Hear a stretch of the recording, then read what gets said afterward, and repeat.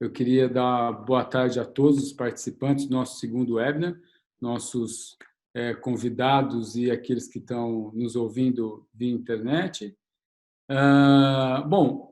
Acho que a maioria, ou uma grande parte, deve estar nos assistindo anualmente na Bioconvention, que é a maior convenção de biotecnologia do mundo, que acontece nos Estados Unidos. Geralmente nós levamos uma delegação para lá, organizamos um evento presencial para discutir questões relacionadas à saúde, especificamente aqui no Brasil, e de oportunidade de atração de investimento e questões que precisam ser destravadas para que essa cadeia se adense no país. Bom, e esse ano, né, não podia ser diferente com a questão do Covid, a Bioconvention se tornou 100% virtual e nós estamos fazendo a nossa versão do webinar aqui virtual, do nosso summit, né, virtual. Bom, esse primeiro webinar tem o intuito de discutir com um time de excelentes especialistas que eu vou apresentar para todos aí daqui a pouco, os pontos de fragilidade desse ambiente que nós estamos inseridos da saúde, né? Sejam eles pela produtividade, pela infraestrutura, característica socioeconômica do país, né, do Brasil, bem como identificar possíveis mudanças que possam viabilizar um cenário mais atrativo para o desenvolvimento de investimento na área da saúde. Antes de nós iniciarmos a nossa discussão, eu queria agradecer, né, esse webinar só foi possível porque nós contamos com o nosso parceiro nos negócios, a Apex Brasil, que está aqui representada pelo general Roberto Scotto, que é gerente da área de atração de investimentos da agência. A Nuremberg Messi, que organizou toda a logística e nos apoia em todas as iniciativas para promover o setor da saúde aqui no Brasil. Uma delas é a FCE Pharma, que nós participamos anualmente, e temos aí novidades para vocês no segundo semestre, bastante interessantes na área da saúde. E a Hyria, que trouxe toda a inteligência para o debate, a organização das informações e, obviamente, não poderia deixar de agradecer a minha equipe, a nossa equipe lá da Bikif, que trabalhou arduamente na articulação para que esse seminário acontecesse. Bom, antes de dar início à discussão, eu queria convidar o Scotto, né, da Apex Brasil, que fizesse suas considerações iniciais antes de nós iniciarmos o debate de hoje. Por favor, general. Boa tarde, Norberto, Lucas, Douglas e João Paulo. Boa tarde a todos aqueles que estão participando desse webinar. Esse é o primeiro de uma série de 3 webinars que a Apex, em parceria com a Bikif, está promovendo. E o nosso objetivo é discutir as medidas que precisam ser tomadas diante dessa crise do coronavírus e, sobretudo, as adequações que precisam ser feitas nos marcos regulatórios para que o ambiente de negócios ele seja mais favorável à atração de investimentos estrangeiros. A Apex Brasil, então, ela tem um projeto já há 10 anos com a Bikif, é o Brazilian Pharma and Health, e esse projeto ele visa a promoção das exportações, o estímulo às transferências tecnológicas, a internacionalização de empresas brasileiras e a atração de investimentos estrangeiros no setor farmacêutico e farmoquímicos. É importante ressaltar que este convênio, quando começou, ele tinha apenas 11 empresas e exportava 1 milhão. Hoje já são mais de 130 empresas que exportam mais de 450 milhões. Em termos de atração de investimentos, nos últimos 3 anos, a Apex Brasil ela facilitou 11 projetos que representaram um ingresso de 300 milhões de dólares de investimentos estrangeiros no país. Então, a agência, ela dentro deste projeto, ela realiza várias ações. O apoio, por exemplo, na inteligência comercial, o apoio às exportações, o apoio à qualificação e à capacitação de empresas brasileiras para que elas estejam aptas a exportar e também para estarem em condições de absorver investimentos estrangeiros. Nós estamos acompanhando durante essa crise, estamos vendo que em todos os setores da economia está havendo uma reestruturação das cadeias produtivas. E isso não será diferente no setor de saúde. Este setor ele é extremamente dependente da importação de insumos que vêm particularmente da Índia e da China. E a Índia, inclusive, impôs algumas restrições às exportações.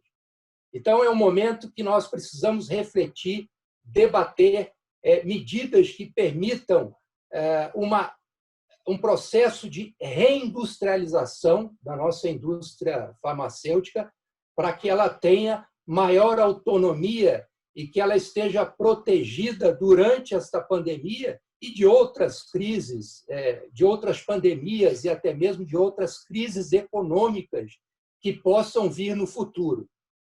A Apex Brasil ela participa também do Comitê Nacional de Investimentos e da rede de pontos focais do Ombudsman de Investimentos. Uma das medidas que eu gostaria de mencionar, que é bastante recente, é que na sexta-feira, agora dia 15, a resolução número 45 do Comitê Executivo de Gestão da CAMEX, ela aprovou a agenda regulatória de melhorias para a atração de investimentos estrangeiros. Essa agenda regulatória ela será liderada pela Subsecretaria de Investimentos da CAMEX e a Apex, como faz parte dessa rede de pontos focais, nós vamos contribuir no sentido de criar, revisar e implementar melhorias que possibilitem a melhor atração de investimentos para vários setores, não somente o setor de saúde. Então, essa agenda regulatória vai permitir que uma série de órgãos possam elaborar políticas públicas baseadas nessas recomendações que essa agenda regulatória vai mapear. Então, com certeza, essa é uma medida que foi tomada pelo Ministério da Economia, é uma das medidas que, com certeza, vão melhorar o ambiente regulatório no Brasil. Nós temos que lembrar que o setor ele é bastante competitivo. Hoje, o mercado brasileiro é o sexto maior do mundo, o mercado de saúde. Dos países emergentes, o Brasil é o segundo maior mercado e nós temos uma indústria farmacêutica e farmoquímica bastante competitiva. O SUS é o maior sistema de saúde com cobertura universal do mundo e é o maior comprador de medicamentos no Brasil. Então, ele tem potencial de alavancar a indústria nacional e também de atrair novos investimentos estrangeiros para o Brasil.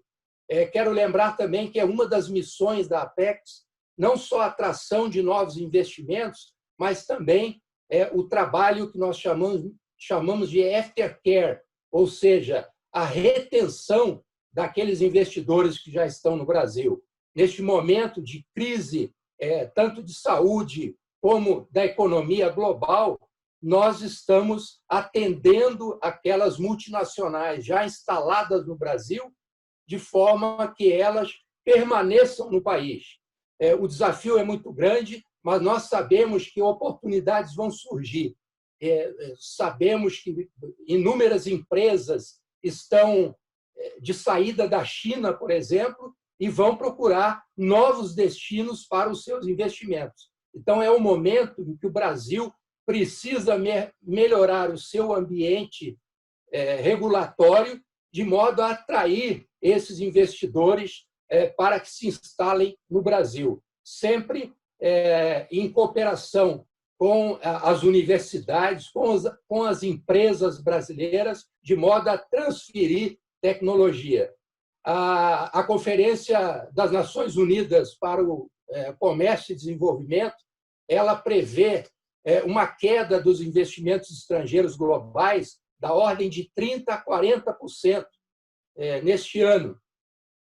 O Brasil, no ano passado, foi o quarto maior destino de investimentos estrangeiros, com 75 bilhões de dólares. Certamente, este ano vai haver um impacto muito grande e o Brasil precisa, então, usar da criatividade, usar ferramentas digitais para onde eles estiverem e trazê-los para o Brasil. A BioConvention, este ano, como o Norberto citou, será um evento digital e nós, em parceria com a BKIF, estaremos proporcionando a oportunidade de empresas brasileiras participarem de reuniões com multinacionais, com investidores estrangeiros, para trazer, então, esses investimentos para o país e fazer face a essa crise que não é somente de saúde, mas é uma crise de economia global que impacta o Brasil severamente. Então, temos, sim, uma série de desafios pela frente, mas há muitas oportunidades que podem ser aproveitadas pelo país e a Apex está trabalhando para isso. Eu queria concluir somente dizendo que nós, quando começou esta crise, criamos um hot site voltado para atender empresas brasileiras e investidores estrangeiros. Esse hot site está hospedado na página da apexbrasil.com.br, com uma série de informações estratégicas para empresas brasileiras e investidores estrangeiros, e a nossa conta no LinkedIn, o Invest em Brasil, ela também fornece informações importantes em inglês para os nossos investidores. Então, temos usado intensivamente as redes sociais e o nosso website para manter as empresas brasileiras e os investidores informados de todo o trabalho que nós estamos fazendo.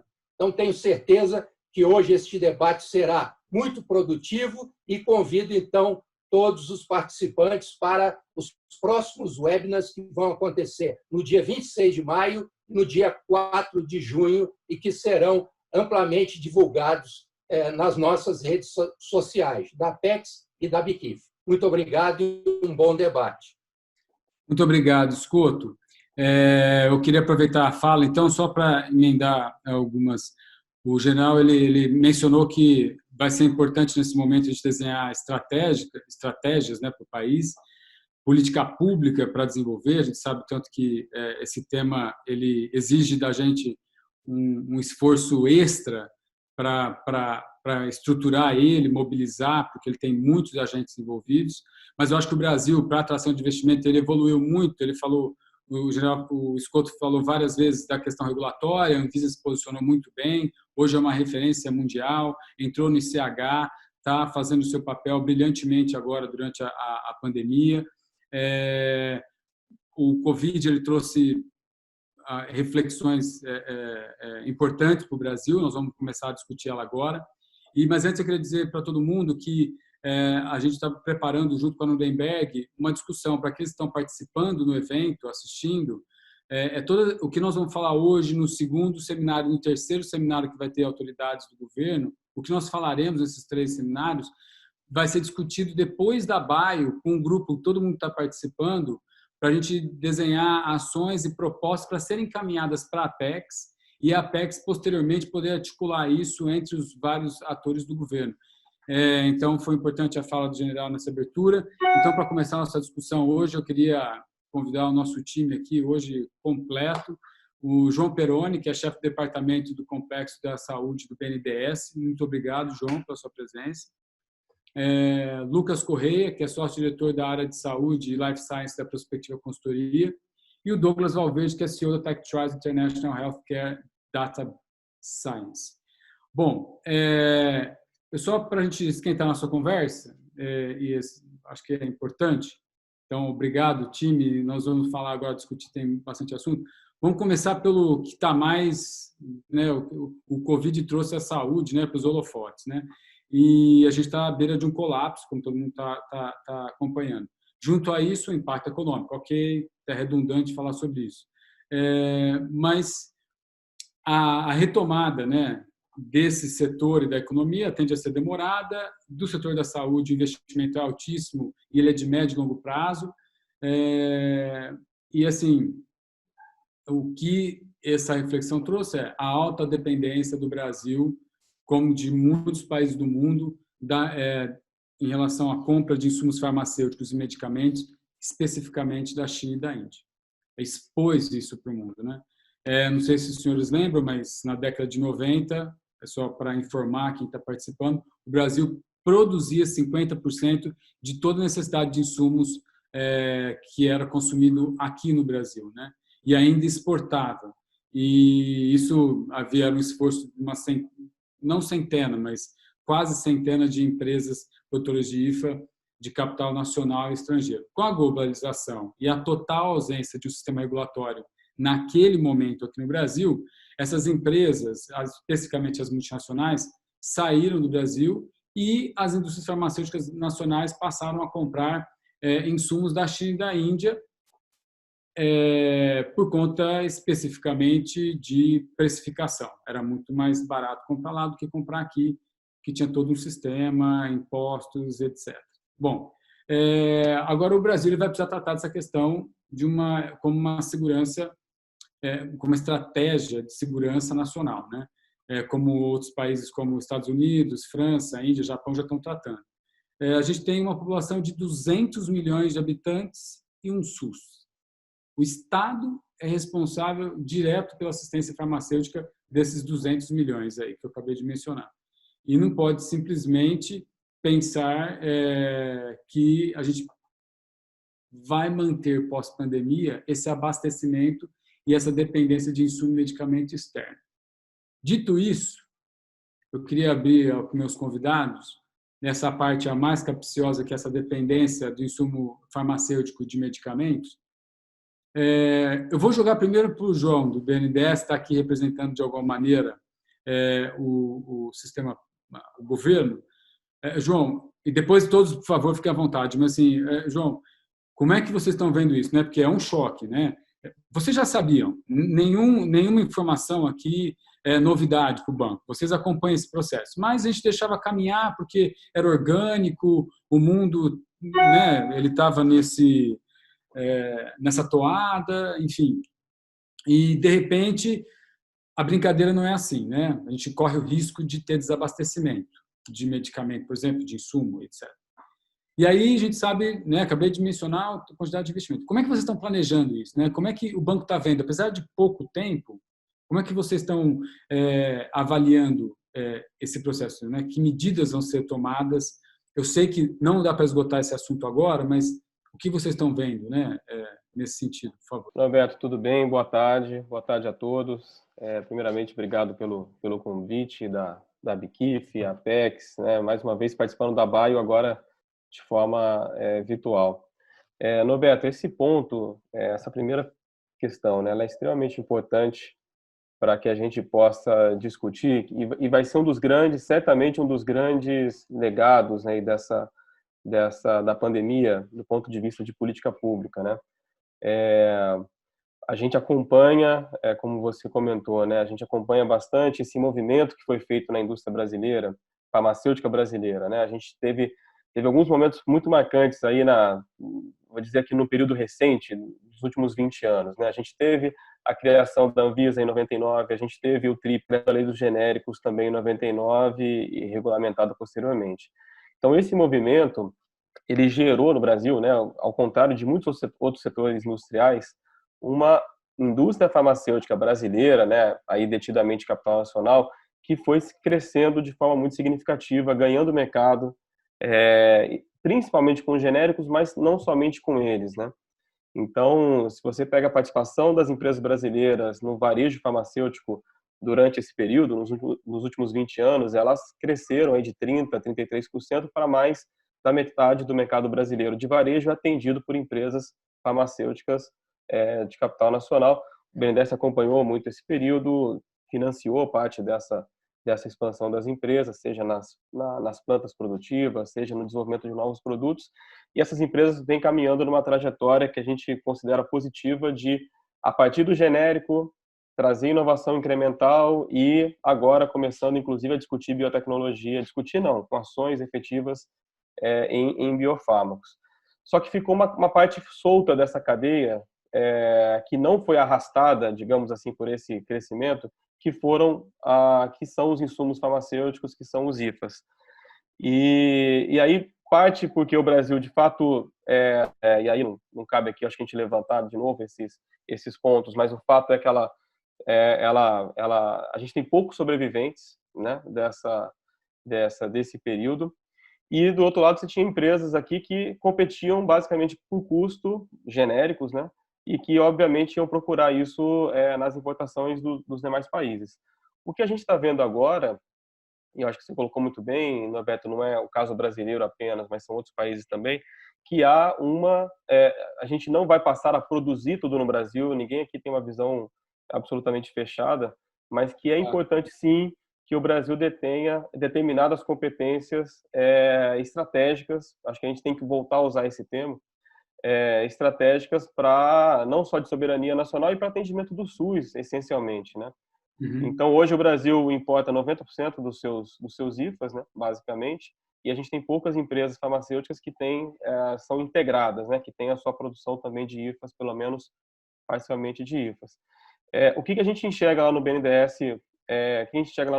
A gente tem, por um lado, IFAs em que a escala realmente ela é muito determinante. Então, você tem hoje 1, 2, 3 produtores mundiais que não abastecem apenas as empresas brasileiras, abastecem o mundo inteiro, né?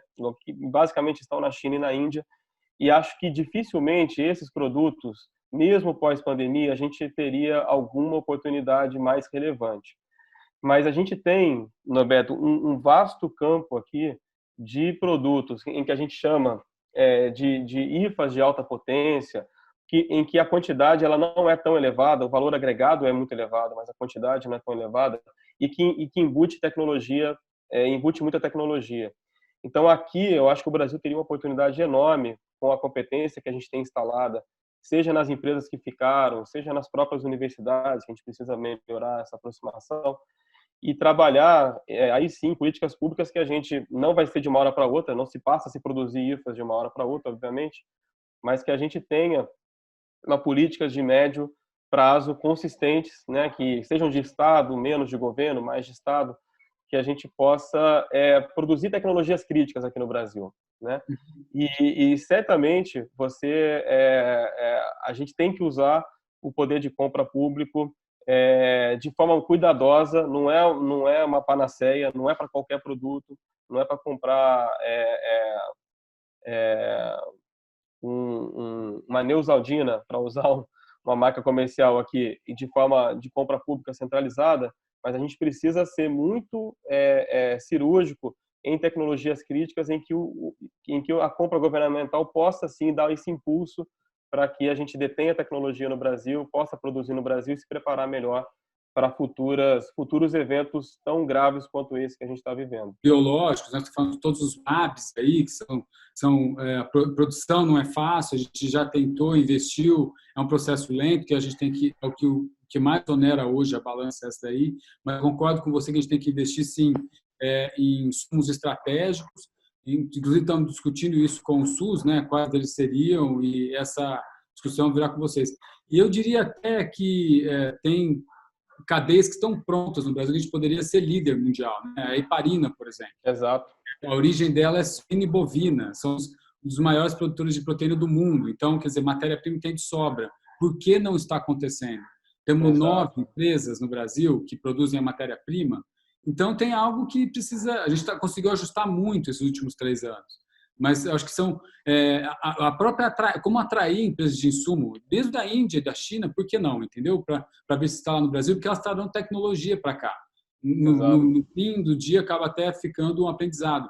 Ou empresas ou interessados em investir nas próprias empresas de insumos. Então, eu acho que é um ponto.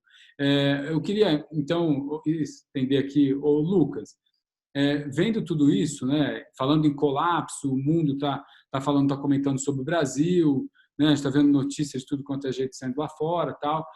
Na sua visão, como é que você acha que a gente poderia resgatar a confiança do investidor? Ou, né, você acompanha empresas que estão vindo para o Brasil, as multinacionais, né, farmacêuticas que querem se instalar aqui, procuram a empresa de vocês para fazer avaliações no cenário político, no cenário de negócio e tal. essa crise veio, vocês já sabiam das coisas que aconteciam aqui, e aí como é que você diria, ou como é que você sugeriria que a gente poderia retomar essa confiança, né? Como é que esse assunto poderia ser tratado? Bom, Norberto, primeiro eu queria te agradecer novamente aí pela parceria, pela confiança de ter considerado aí para participar dessa discussão. Acho que é uma discussão super pertinente, super importante no momento atual. Também parabenizar a Apex aí pelo apoio e a todas as outras empresas que também estão juntos nessa. E também cumprimentar a todos que estão participando, Douglas, o João, o Roberto, o Vinícius, a Carol, enfim. Cara, é um assunto delicado, né? Eu acho que a gente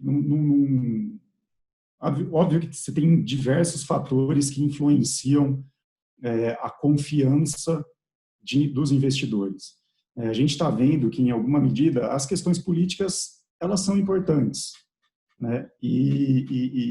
Mas, ao mesmo tempo, do ponto de vista da empresa, é muito difícil você conseguir exercer algum tipo de influência ou algum tipo de ação para, de alguma forma, você minimizar isso, né? Eu acho que toda a questão política, institucional, político-partidária, elas fazem diferença, e a gente está sentindo isso na pele, principalmente num momento de pandemia, e aqui sem tomar partido nenhum, o que está certo, o que está errado, porque a gente está vendo, enfim, a gente está vendo agora, sentindo aqui em São Paulo, talvez esse descompasso entre o município e o estado, né, por conta da antecipação aí dos feriados e tal. Então, não é uma coisa simples, tá?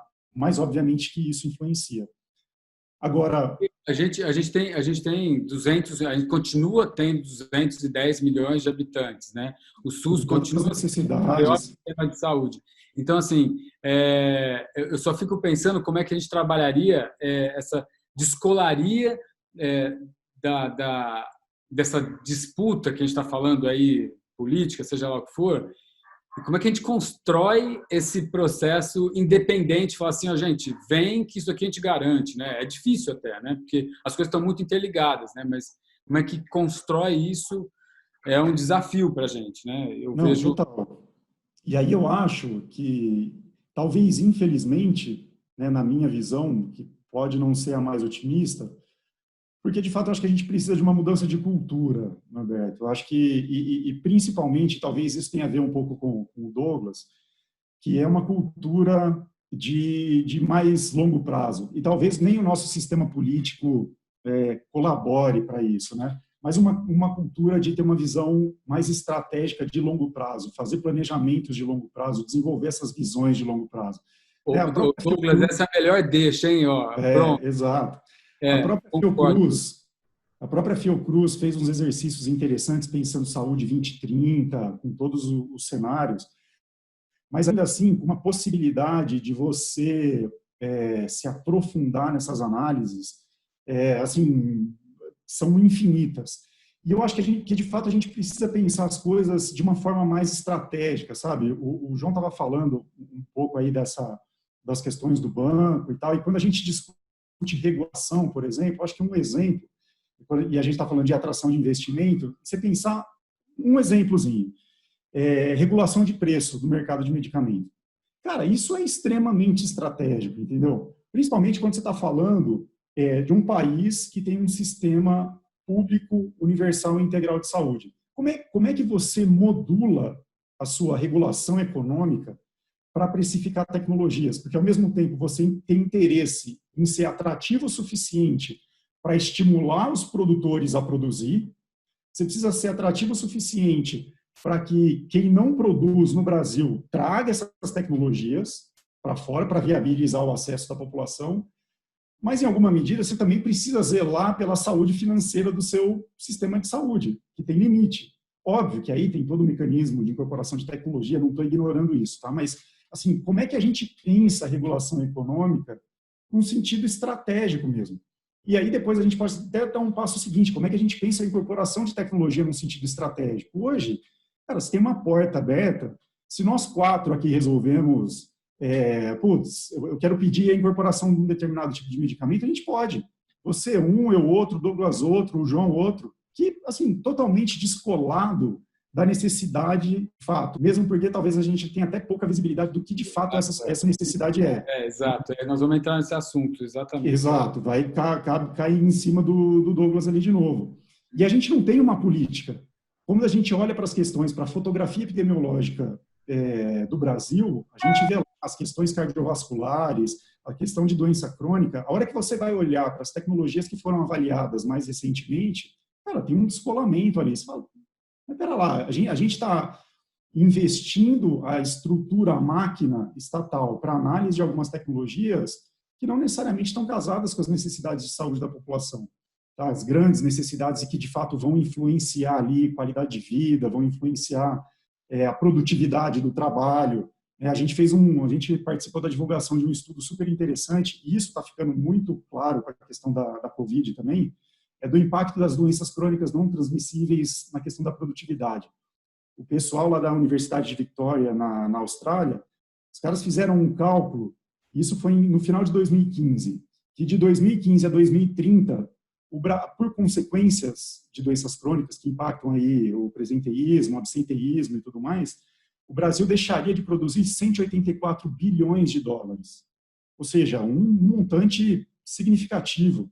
Aí a gente não tem políticas muito bem estruturadas para lidar com esse tipo de situação. E agora a gente está vendo o impacto das doenças crônicas não transmissíveis na própria Covid, porque você aumenta o risco de letalidade da doença nessas pessoas, né, por conta da comorbidade, da fragilidade já existente no corpo das pessoas e também pelos mecanismos de ação da doença.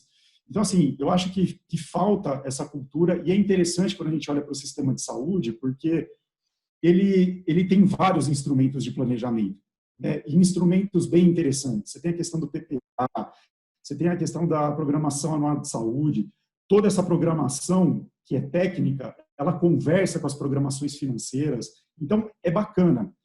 Só que, assim, e aí bate de novo no Douglas.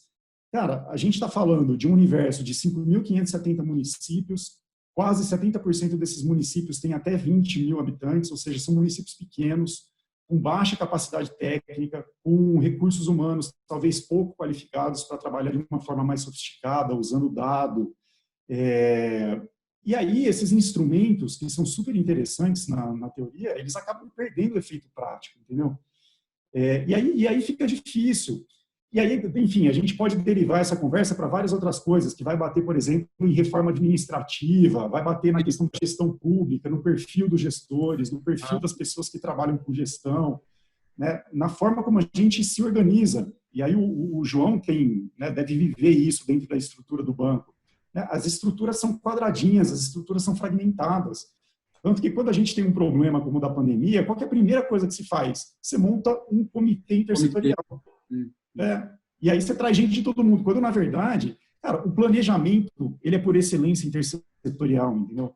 Não dá para fazer uma coisa em saúde sem conversar com ciência e tecnologia, não dá para fazer saúde sem conversar com educação, não dá para fazer em saúde sem conversar com todos os atores, na verdade.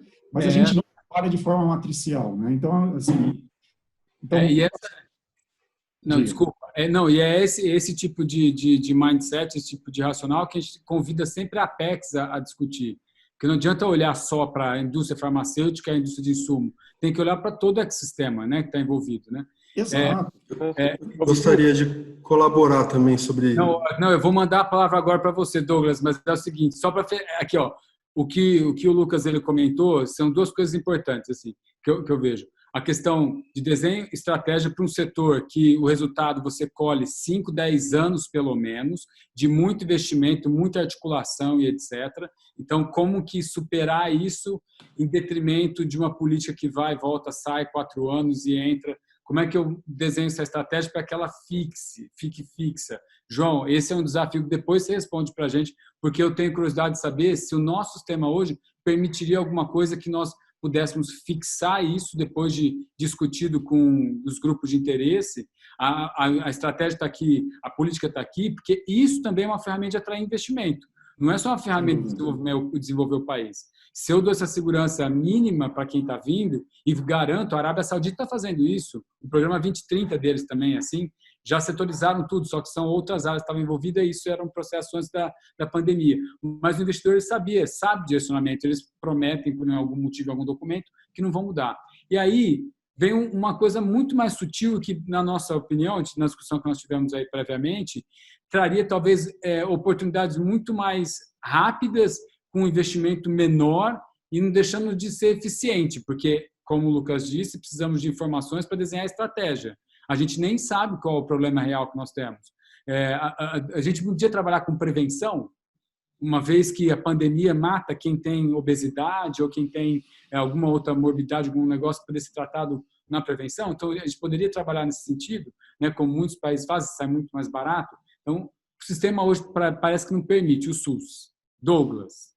Aí, Roberto, deixa eu só fazer uma última observação nesse sentido de atração de investimento, porque eu acho que, obviamente, que tem um aspecto transacional mesmo de venda e de produção de questões que sejam mais estratégicas aí para o sistema e tal, mas pensar além também, porque essas indústrias, e muitos dos nossos clientes trabalham nesse sentido, e a gente os incentiva a trabalhar nesse sentido, e além do transacional. Então, quando uma indústria, ela desenvolve uma determinada tecnologia, ela se envolve tanto com aquilo, ela se envolve tanto com a doença, tanto com o paciente que se utiliza daquele medicamento, que o cara ele começa a ter uma percepção de melhores estratégias de cuidado para aquela pessoa, para aquele paciente. Ou seja, a tecnologia ela faz parte de uma estratégia mais ampla.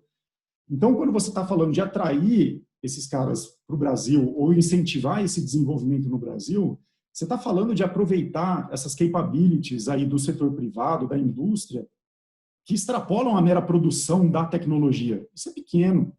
Sabe? E eu acho que o governo também ele pode pensar nesse tipo de contrapartida. Isso já foi, então, o João conhece isso, né? Já foi veiculado aí dentro da Política Nacional de Inovação de Tecnologia em Saúde. Como é que você pensa esse algo mais que o setor privado pode aportar como contrapartida do fornecimento, da venda da tecnologia? Porque esse conhecimento existe, né? Então, quando a gente está falando de atração do investimento, a gente precisa pensar o investimento que vai além do financeiro, né? Mas nessas capabilities que o setor privado também consegue entregar para o governo. Exato. Douglas, agora chegou o teu momento de mostrar o que a gente poderia fazer dentro do sistema de saúde para conseguir juntar dado e informação para construir uma estratégia, para direcionar melhor os investimentos, etc., com a palavra aí, eu pedi para você explicar um pouco a sua ferramenta, o seu trabalho. E até tem um ponto, aproveitando que o Douglas está aí, Douglas, você tem um histórico que da Tech Trials, né? Tem um histórico que ela trabalha ainda com isso, com testes clínicos, né? É outro Exato. ponto, né, Lucas e João, que a gente só destravar uma coisa é uma quantidade incrível de investimento para o país, né? Então, e traz junto dela aquilo que o Lucas estava falando. São a quantidade de conhecimento, né, que vem acoplado a essa vinda de testes clínicos no Brasil, porque você tem que mobilizar uma rede, fazer teste clínico, hospital. Sim.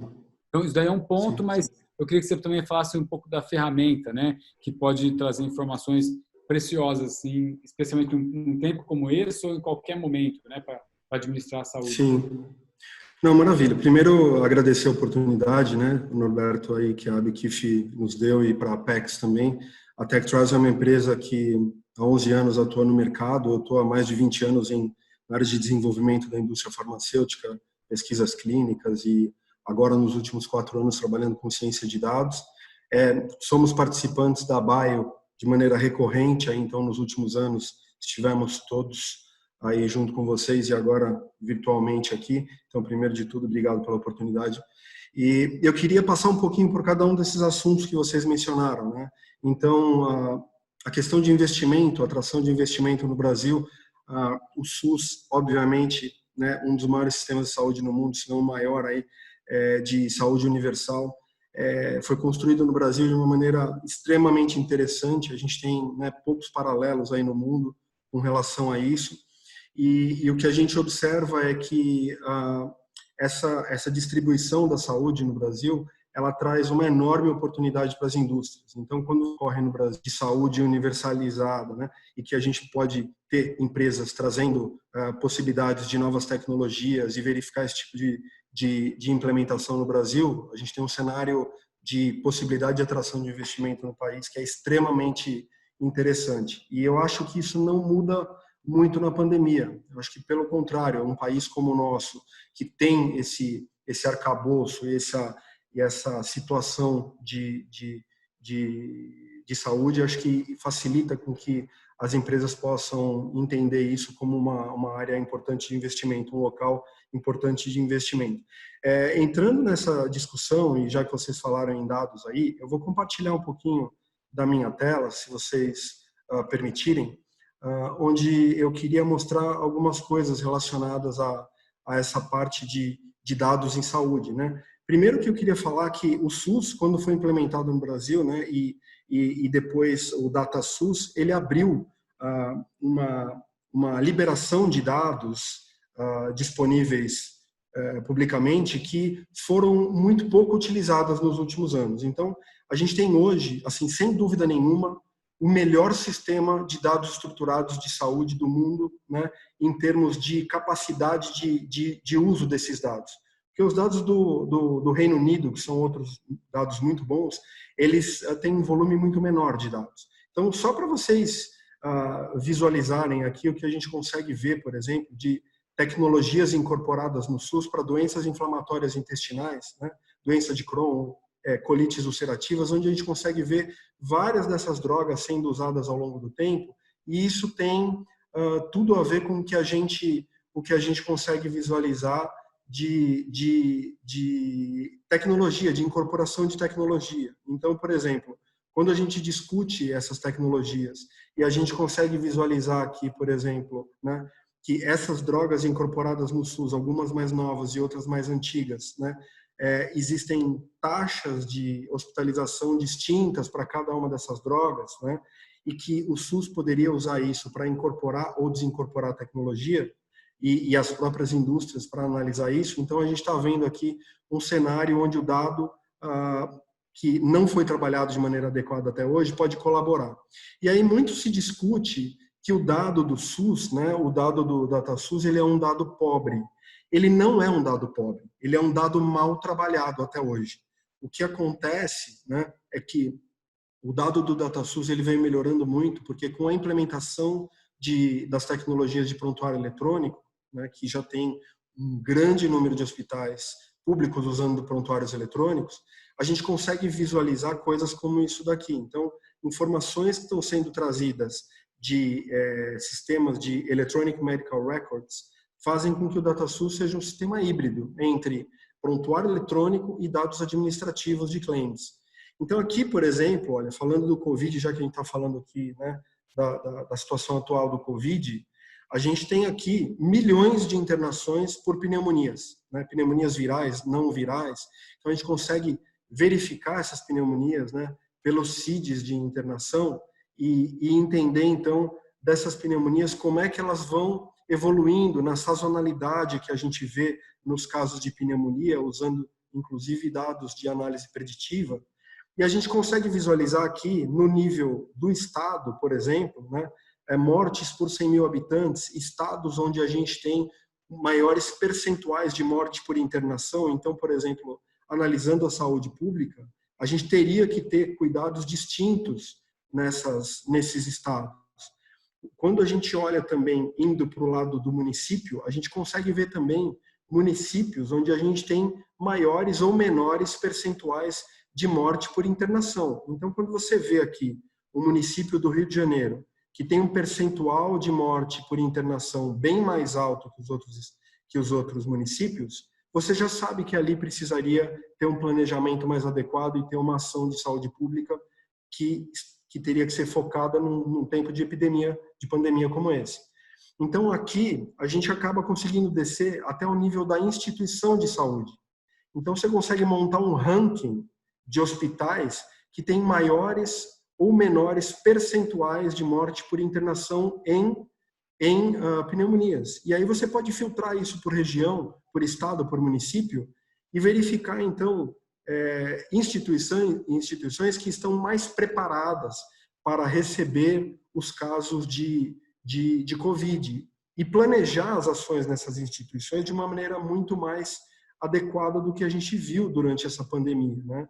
Então, aqui, por exemplo, a gente consegue visualizar nessa tela a evolução do percentual de morte por internação ano a ano. E aí você consegue visualizar isso de uma maneira mais granular em estado, município, hospital, e ver em quais hospitais a gente tem uma queda ou um aumento de mortes, percentual de morte por internação, para que a gente consiga entender quais são esses hospitais que a gente teria um maior ou menor impacto quando recebem pacientes de Covid, né? Então, são situações aqui que a gente consegue utilizar dados para ajudar num momento como esse, nesses planejamentos, né? Mostrando um pouco... Pode falar. Pois não. Mas aí eu vejo assim, aqui a gente está falando de oportunidade, né, atração de investimento e tal. Eu já vi muita empresa multinacional, conversando com algumas empresas, da dificuldade, inclusive até as nacionais, de negociar com o Ministério da Saúde, com o SUS, a venda de um medicamento, por exemplo, porque existe uma falta de precisão de indicadores e, às vezes, o despreparo lá na ponta, né, de quem está recebendo a informação, etc., nos procedimentos, né, nos protocolos, né, no tratamento da doença, né? Então, às vezes não está chegando ao medicamento mais apropriado, que dê menos efeito colateral, porque o que custa caro para o SUS é a pessoa internada, né? Então, assim, aí daria para administrar com esse... Eu entendo isso, né? Não sei se estou errado, mas assim, com esse nível de informação, a gestão que o Lucas estava falando, ela é possível ser feita, o desenho de estratégias baseado nesse tipo de informação, porque alguns estados demandam mais coisas do que o outro. Eu já li pesquisa que no Ceará, no Nordeste especificamente, tem muito mais problemas com câncer do intestino por conta da combinação de farinha de mandioca com carne seca. E isso daí tem uma bactéria e não sei o quê. Tem uma pesquisa super importante da Federal lá do Ceará. E, assim, a impressão que eu tenho, isso é uma sensação, né, de estar trabalhando com esse setor, é que falta esse nível de informação para o Ministério para tomar as decisões. Na compra, imagina o tanto que a gente poderia economizar nesse processo, né, de compra, de aquisição de medicamento, de negociar, porque você tem o dado, você consegue negociar até um preço melhor com o fornecedor e tudo mais. Então, sem dúvida nenhuma. Eu não sei, eu acho que também esse é um ponto, né? O que você está trazendo aqui, ele mostra... E para a pandemia, eu queria que você só explicasse melhor, para a pandemia, o que a gente poderia... Que lição que um sistema desse, essas informações, traria para a gente, né? Que medidas a gente poderia tomar para evitar mais mortes ou... Norberto, você me permite, cara, só antes do passar aí para a fala dele, Douglas, os dados são muito legais, cara. E de fato, eu acho que quando a gente fala do sistema de saúde, eu acho que essa é uma grande oportunidade e a pandemia vem revelado as fragilidades, né, do sistema de saúde. A organização do sistema é extremamente complexa, né? E ela envolve um jogo, no sentido positivo, de articulação constante entre os diferentes níveis de governo, né? Principalmente os governos de nível local, né? Os municípios, entre eles e os estados. E o que a gente vê é que, apesar de existirem os fóruns onde eles conversam e trocam informações e fazem os seus acertos, muitas dessas discussões, elas acontecem em um nível muito mais político do que técnico, né? E aí o que o Douglas está mostrando é que, olha, de repente você tem instrumentos extremamente técnicos, você tem os dados ali, e dados muito concretos, né? Você está olhando especificamente para os serviços de saúde, em torno de questões muito específicas, doenças muito específicas, que viabilizaria conversas completamente distintas. E, obviamente, que isso impacta a qualidade do cuidado, isso impacta a disponibilidade do serviço para as pessoas, isso impacta a questão de uma melhor alocação de recursos por parte dos gestores. Então, assim, a gente, de fato, precisa mudar a forma como a gente faz gestão pública e obviamente, isso está ficando muito claro em relação à pandemia, por todas as dificuldades aí que a gente tem acompanhado. E a gente precisa também pensar em mecanismos de como é que uma empresa como a do Douglas consegue se colocar no mercado, né, oferecendo uma solução, né, porque entendo que não é uma coisa que ele pegue e dá, olha, compra, né, é um trabalho, é um desenvolvimento, a inteligência muitas vezes está dentro da empresa do Douglas e essa inteligência ela vai sendo passada para a gestão, para que a gestão tome as providências, tome atitudes, direcione decisões, enfim, acho que são coisas que não necessariamente a gente pensa, né? A gente está muito acostumado com a questão transacional, você compra, eu te pago, e acabou. A gente precisa começar a pensar além disso, né, na relação com o poder público. O que eu acho, assim, a gente tá vendo aqui, né, cada vez mais que a gente começa a usar dados, né, e a gente tem a sorte de ter os dados disponíveis no SUS, e quando a gente tem conversado direto com empresas dos Estados Unidos e Europa, e a gente vê que os caras ficam malucos quando eles visualizam o que a gente tem, porque eles mesmos não têm. Os Estados Unidos não têm isso aqui. Os Estados Unidos não conseguem fazer isso que a gente faz. Por quê? Porque os dados deles não estão disponíveis. Estão clusterizados nos principais grupos de saúde e não estão disponíveis de maneira integral, como a gente vê aqui no Brasil. Então, por exemplo, a gente está falando aqui de saúde baseada em valor, né? Então, aqui a gente está vendo, por exemplo, medicamentos e pacientes que estão usando medicamentos de alto custo no governo, né? E pacientes que não retiram, às vezes, medicamentos de maneira adequada. Então, você está vendo um gasto de governo alto para medicamentos, enquanto tem pacientes que não estão retirando esses medicamentos do jeito que devem. E aí você paga medicamento para paciente que retira de maneira inadequada e vai ter o evento de hospitalização depois porque não teve um acompanhamento adequado do SUS. Isso a gente consegue monitorar tudo aqui, né? Então, tem várias formas de usar os dados de maneira estratégica para a gente melhorar a saúde pública. E isso está tudo ligado com uma situação de pandemia que a gente vê agora com o Covid, onde você consegue mapear, por exemplo, pacientes que são pacientes que têm um alto score de vulnerabilidade para o Covid, porque são portadores de comorbidades de sistema de imunológico ou sistema circulatório, e esses pacientes a gente consegue identificar onde eles estão em número de pacientes vulneráveis por CEP e fazer uma ação preventiva com esses pacientes para diminuir as internações e tudo mais. Então, assim, essa conversa ela não termina, porque realmente aí a gente tem um volume de informações que é absurdo. Eu acho que eu só queria plantar aqui uma sementinha para todos nós, que o Brasil é privilegiadíssimo em verificar o que a gente tem disponível para o público em termos de sistema de saúde. O Brasil é privilegiado em ter esse ecossistema de saúde que faz com que empresas de fora possam investir no Brasil, e isso tem tudo a ver com o trabalho da Apex. E também, obviamente, a gente tem esse privilégio de ter as bases de dados disponíveis publicamente, que até hoje não vinham sendo trabalhadas de uma maneira mais efetiva. Então, eu acho que essa discussão ela é só um catalisador para o que a gente vem aí a trabalhar no futuro em termos estratégicos de saúde. Eu agradeço de novo a oportunidade, estou aqui para colaborar. Obrigado, Douglas. João, agora é a sua vez, você precisa fechar a nossa, como fala? Não diria empolgação, né? Mas esse nosso otimismo em relação à construção desse cenário positivo para a saúde, tanto na atração de investimento para insumo, medicamentos e todo esse complexo aí, esse sistema todo que a gente está comentando aqui da saúde.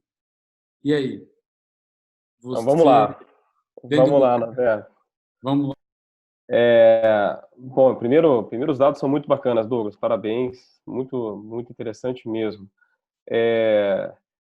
Assim, eu acho, né, Beto, que a gente, ponto número 1, assim, e como como cidadão brasileiro, eu acho que todos nós devemos muito, antes e agora com a crise, valorizar o nosso SUS, tá? Eu acho que a gente deveria ter, após essa, eu acho que esse período vai ser muito, por mais que haja, obviamente há deficiências, mas a gente, certamente as respostas dos países que têm sistemas universais de saúde são melhores do que aqueles países que têm sistema de saúde mais fragmentado. Então, é muito, muito relevante. Então, o primeiro ponto é assim, a gente tem que tratar melhor o nosso sistema único de saúde e valorizá-lo mais. E aí eu acho que encaixa todo o ponto que o Lucas colocou e que o Douglas, com a gente precisa pensar esse sistema primeiro como um complexo industrial de serviços ou um complexo econômico industrial, é o conceito que se usa, a Fiocruz utiliza muito e que o BNDES adotou, né? O departamento do qual eu faço hoje, eu sou o gestor desse departamento. Ele não só lida com projetos da indústria farmacêutica, da indústria de equipamentos médicos, mas com todos os serviços públicos, privados, atenção primária, saúde. Então, é um complexo da saúde. E eu acho que esse conceito ele vai ser cada vez mais fundamental, porque, ao mesmo tempo que a gente fala de informatização do SUS, que é o que o Douglas colocou, por exemplo, com os prontuários eletrônicos, que permite uma gestão muito mais ágil, muito mais técnica, da onde que estão as reais necessidades, a gente tem, por outro lado, um processo de aquisição de medicamentos que é totalmente descentralizado, que não aproveita as economias de escala, e isso rebate aonde? Rebate na indústria, que dificilmente consegue ter escala para alguns produtos no Brasil. Então, a gente ter noção desse complexo como um todo, né? Eu acho que vai ser cada vez mais relevante.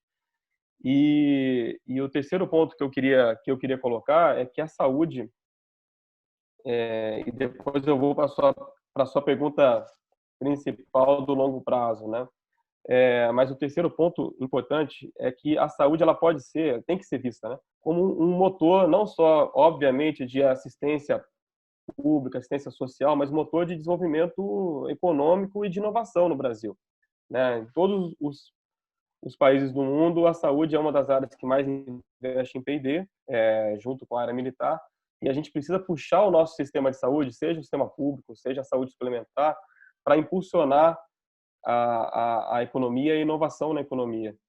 Então, a saúde ela não é só problema, ela tem que ser parte da solução, né? A solução de crescimento do Brasil, de crescimento mais sustentável.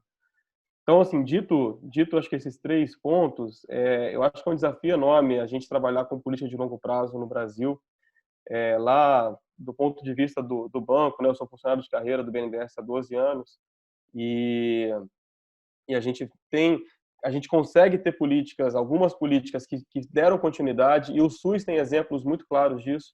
A política de anti-HIV, a política de vacinas começou nos anos 80, né? O Brasil não produzia nada de vacinas até os anos 80, e a gente hoje produz a maior parte das nossas vacinas. O Programa Nacional de Imunização é respeitado no mundo todo. Então, a gente tem exemplos positivos, e o que a gente precisa ter, certamente, é um conjunto de instituições mais estáveis, e aí, de fato, o executivo hoje, e não é de hoje, né? Há muito tempo, a gente tem trocas de ministros constantes, né? Isso sempre dificulta muito. E os nossos planos de longo prazo, que seria o nosso PPA, que seriam outros instrumentos, que eles não são, de certa forma, respeitados, né?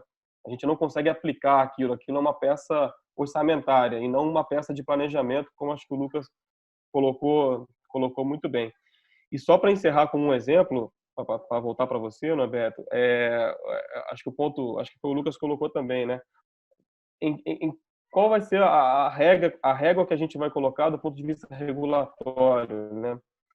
Regulatório, falo não só da Anvisa, não só de propriedade intelectual e de aquisições também, porque as PDPs são um ótimo exemplo para isso, né?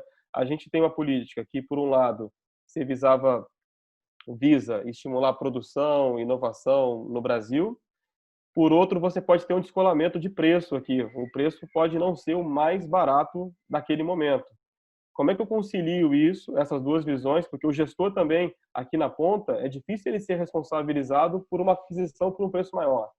Então, você tem que trazer todo mundo aqui, inclusive órgãos de controle, para que essa política seja entendida como de médio e longo prazo. Tenha meta para esse pessoal que tá participando dessa política, para que tenha redução de preço, para que a gente chegue num preço de mercado em pouco tempo, seja transitório esse período. Então, eu falei da PDP porque eu acho que é o principal exemplo nosso, né, em que se tentou fazer isso e que, na nossa opinião, precisa continuar, mas precisa de ajustes também, precisa de diversos ajustes, e acho que a gente tem que evoluir para esses ajustes para conseguir, de fato, políticas mais estáveis e que dê essa segurança para quem está investindo por um lado e que o Brasil ganhe, o sistema de saúde ganhe por outro, com mais acesso e de medicamentos de qualidade. Esperamos, né? Eu acho que nós estamos num momento de se reconstruir aí. Não é missão fácil, mas eu acho que você citou alguns exemplos aí que são bem interessantes, desses programas que perduraram aí durante diferentes gestões, né? Então, acho que a gente pode investir. Eu vou começar agora. Eu gostaria até que vocês quisessem já concluir um pouco da discussão de hoje. Como é que... quais são as...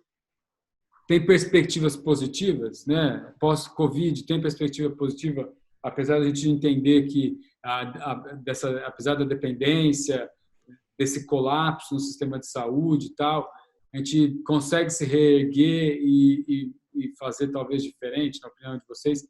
Esse cenário, apesar de bem negativo, ele pode trazer oportunidade de atração de investimento, de construção e, como o João falou, tornar o setor da saúde como um setor impulsionador da economia, né? Não um setor que onera o sistema, mas sim que impulsiona. Vocês acham que sim? Não, eu gostaria de contribuir aqui com esse encerramento. Na realidade, dizer que essa época é uma época que acho que colocou todo mundo no seu humilde lugar de entender que a gente está reaprendendo algumas coisas, né?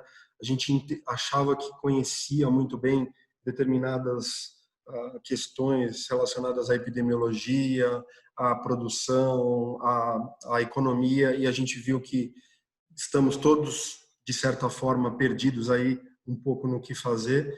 Eu acho que é um momento de aprendizado, é um momento de colocar novas tecnologias para funcionar. As empresas estão se reinventando, né? As empresas que tinham fragilidades em termos de digital e de tecnologia estão vendo que as coisas se mudar.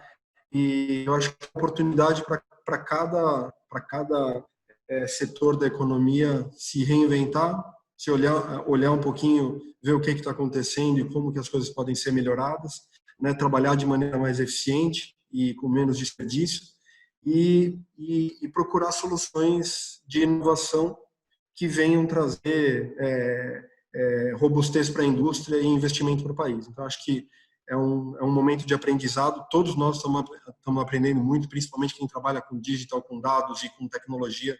Tudo é novo, os dados são novos, as informações são novas. Então, eu acho que é um momento muito oportuno para a gente ter essas discussões e verificar os caminhos que cada grupo de empresas, os grupos econômicos têm que seguir. Eu visualizo isso como um grande momento de aprendizado para todos nós e análise de oportunidades aí para o futuro, porque elas estão aparecendo agora conforme a gente fala. Obrigado, Douglas. Depois eu vou fazer, tem bastante pergunta que chegou, eu vou conseguir fazer algumas outras, uma ou duas, mas, Lucas, eu acho que continuaria com um encerramento, aí, um fechamento seu. Como é que você vislumbra esse nosso cenário todo?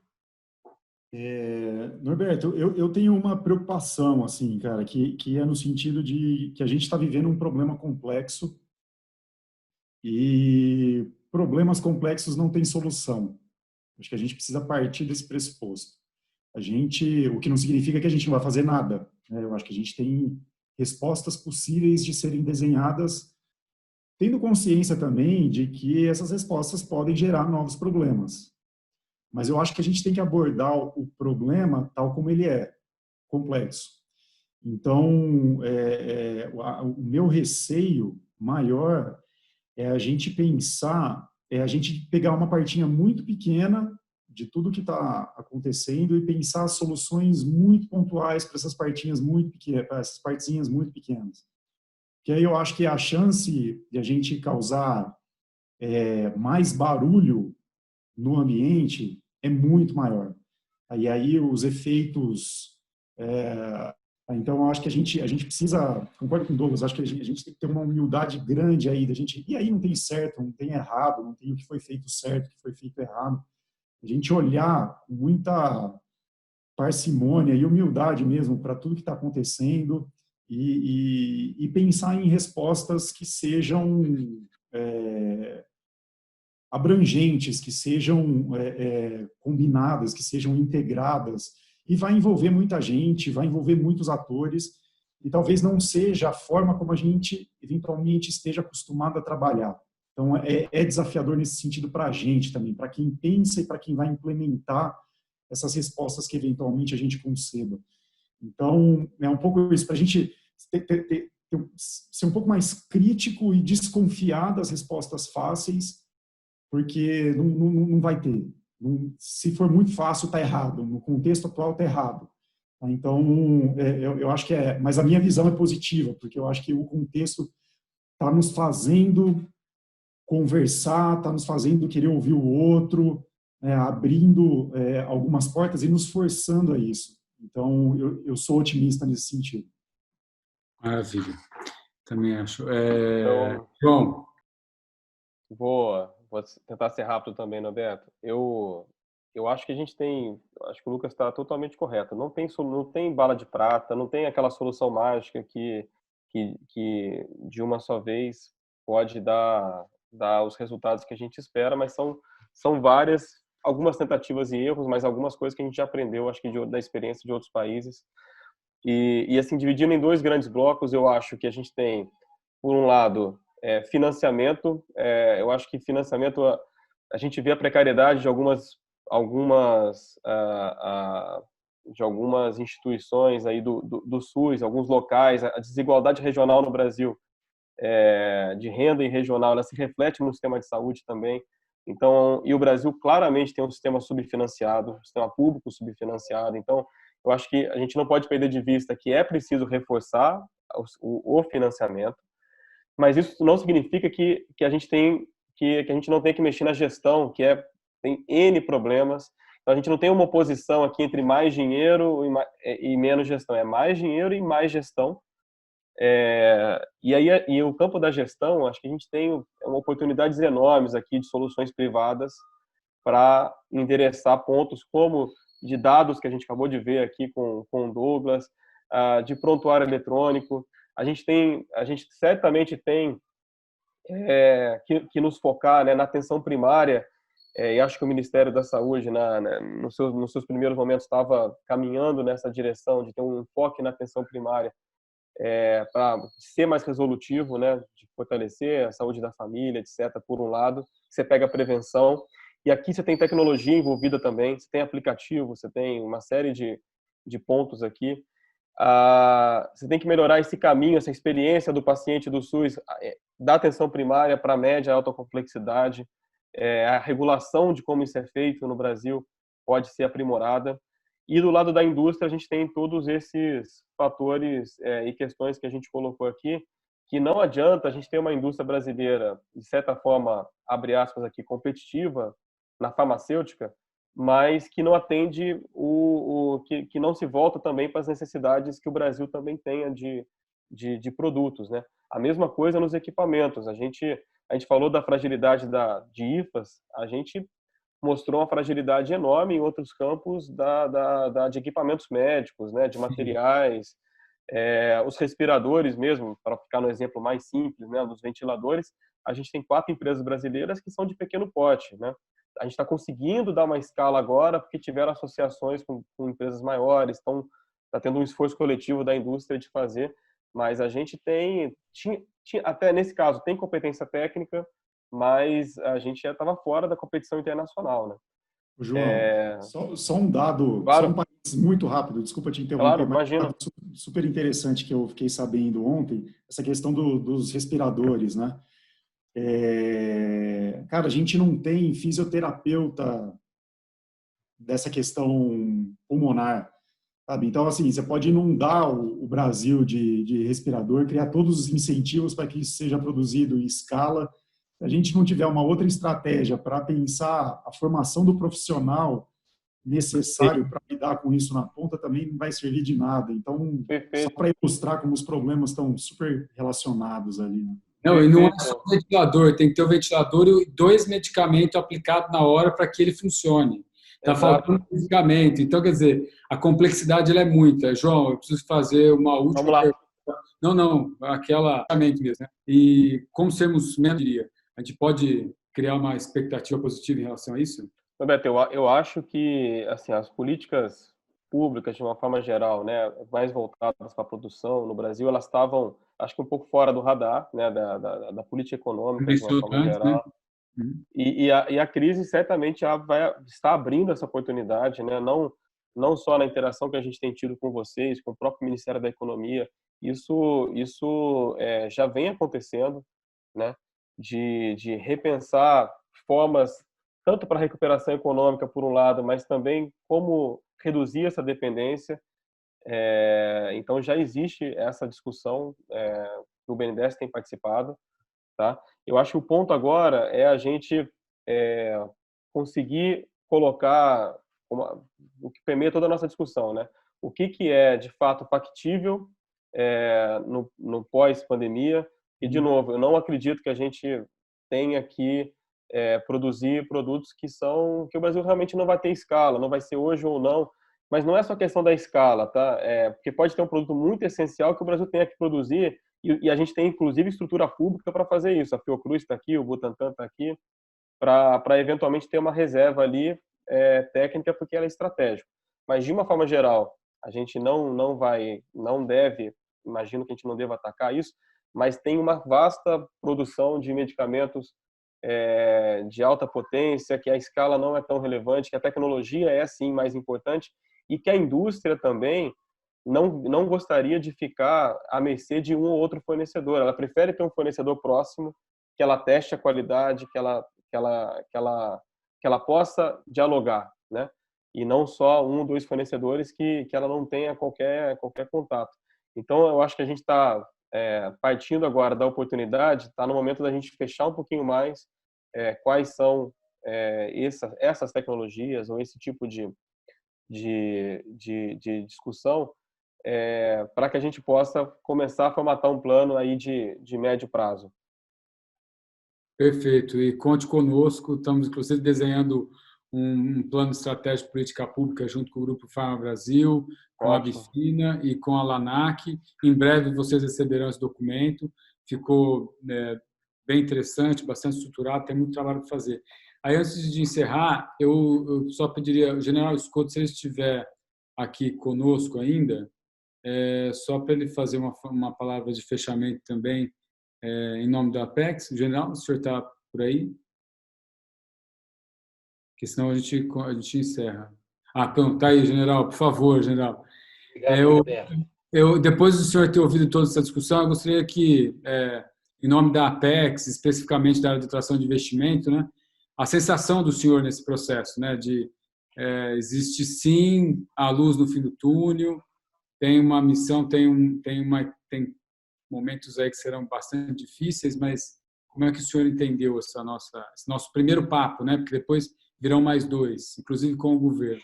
Eu gostaria de mencionar que essa dependência de insumos de outros mercados, né? O Brasil, de 80% a 90% dos insumos farmacêuticos, eles vêm de fora. Mas os Estados Unidos também têm uma dependência em torno de 70%. O que a gente tem que entender, né, é que nessa pandemia houve uma demanda que foi exponencial. A questão dos respiradores, e EPIs, etc., a nossa indústria respondeu com rapidez, né? Mas a demanda era muito grande. Então, eu acho que é uma questão, como eu disse, vai haver uma reestruturação dessas cadeias produtivas. O Brasil precisa, sim, ter uma autonomia maior da sua indústria. Então, o setor de saúde ele precisa ser encarado como realmente um setor estratégico.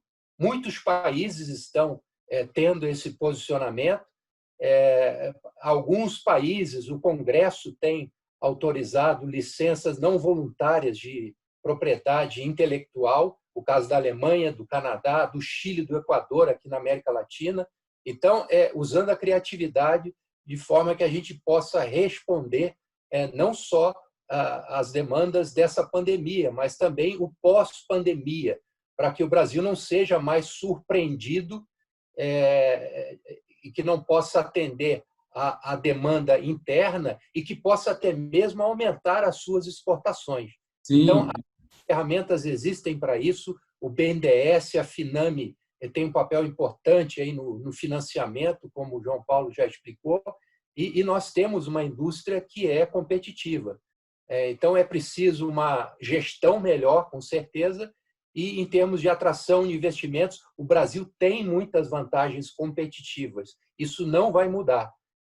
E a Apex está comprometida a trabalhar com o setor privado no sentido de atender as empresas e trazer mais investimentos para o país, que serão vitais neste momento de crise e no pós-pandemia também. Maravilha. Olha, eu não sei como agradecer. Discussão de altíssimo nível, profissionais excepcionais. Apex, mais uma vez, muito obrigado na figura do General Scotto aqui, a Nuremberg também, a Hyria, a Bikif, né, que também a equipe toda que ajudou a construir. Essa foi a primeira discussão, né? A gente estava aqui trazendo uma discussão positiva de oportunidades, né, para pós-pandemia na área de saúde. A segunda, a gente vai discutir questões um pouco mais técnicas, regulatórias, como é que o ambiente poderia melhorar para ter segurança jurídica. E a terceira é colocar representantes do governo para expor o que eles estão planejando, o que está acontecendo, quais são as providências que estão tomando nesse momento, e o que eles estão pensando no horizonte, né, na frente, qual é a estratégia que estão desenhando. E acontecerá no dia 26, o próximo, 26 de maio, e depois o outro 4 de junho. Depois teremos a Baio, que vai ser uma semana, do dia 8 ao dia 12 de junho, virtual, que aqueles que não se inscreveram, eu aconselho que se inscrevam, porque o Covid, inclusive, vai ser uma das pautas do evento. E encerrando, a gente deve criar um fórum dos participantes desse webinar e dos outros dois para discutir e desenhar algum documento que a gente possa entregar para a Apex e ela dentro, internamente, avaliar e tomar algumas providências que colaborem com esse processo de estruturação do nosso setor. Bom, gente, meu muito obrigado mais uma vez. Uma boa tarde a todos e fiquem bem, né? Se protejam, se cuidem aí. Até mais, gente. Obrigado. Obrigado, pessoal. Obrigado. Obrigado, pessoal. Um grande abraço. Tchau, tchau. Obrigado, Até Roberto. mais. Um abraço.